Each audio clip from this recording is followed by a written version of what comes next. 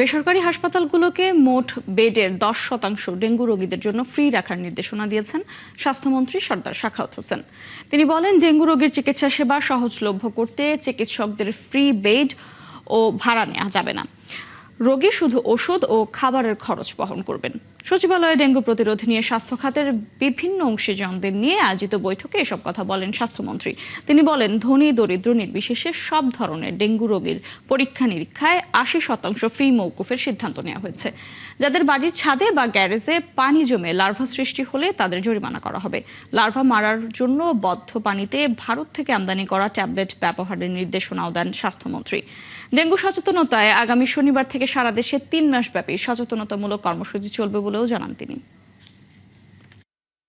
আমরা চেষ্টা করতেছি ডেঙ্গু যাতে জিরো থাকে। লেটার সি কি হয়। আমরা তো পরিচ্ছন্নতায় যাচ্ছি, ওষুধ ছিটাবো, কি হবে এটা তো বলতে পারবো না।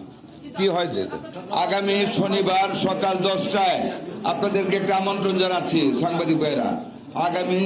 আগামী শনিবার সকাল 10টায় Dhaka city north, Dhaka city south এবং সকল বিভাগীয় শহর, সকল জেলা শহরে একযোগে আমরা ব্যানার নিয়ে ডেঙ্গুর বিরুদ্ধে সচেতনতা সৃষ্টির লক্ষ্যে আমরা র্যালি করব। আপনারা সামিল হবেন।